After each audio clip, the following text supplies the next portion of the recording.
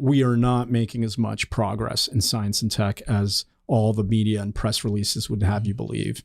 That in fact, since the early 70s, the one area where we've seen progress is computers and information technology. But when you look at other fields and examine them, the rate of progress has slowed down quite a bit. I'll give one stat just to sort of illustrate that if you think of health. Early 1900s, average age, life expectancy at birth, something like 45 years.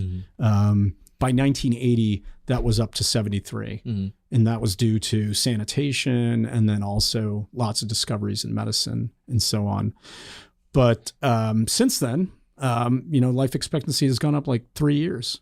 So almost, 40 plus years of barely any progress whatsoever. In the United States, it's starting to decline. Well, yeah. And then in the last 5-6 years, it's either been flat or has declined. And COVID certainly lowered it, which is the first time in recorded history. Seems bad. So that's that. In that sense, it's like, okay, there was stagnation and now we've regressed. Yeah. Right.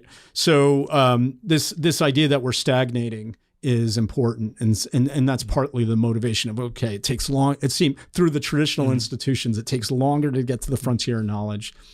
There's this stagnation. Maybe those institutions are actually part of the reason for it. Not they're not helping. They're actually harming.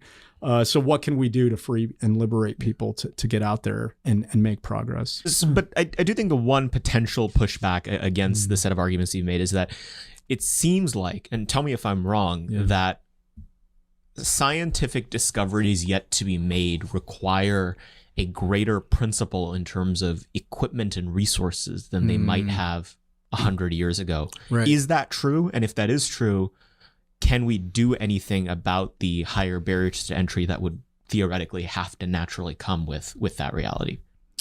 I think it's true of some fields that require a lot, capital expenses for labs, maybe particle colliders, things of that nature. But I do think there are other frontiers where things are still left unexplored and untested. This could be everything from energy to transportation to health. Things are getting cheaper. So I think it's more and more the case that, okay, we're chipping away, like the cost of running experiments is decreasing. And then there are areas where I'm just sort of flabbergasted. I mean, maybe things are more complex than they at first appear. But when I think about something like diet, it's like we're in the dark ages when it comes to diet.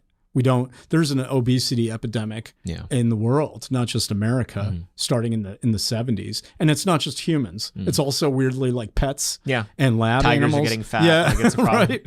And the common story is that sugar is responsible.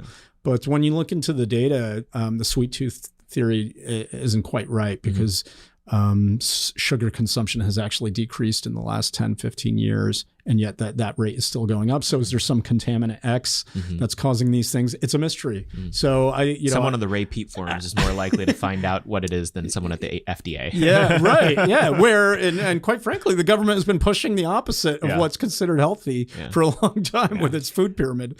Those types of areas, I'm like, wow, there's just so much undiscovered country. Yeah, what was that? It was like 5 to 8 servings of like grain a day, and now the prevailing wisdom is like as little grain as possible, in the last 10 years. Or you'd say, and cereal boxes that were like sugar and wheat or something, It's better than eggs. Trust us.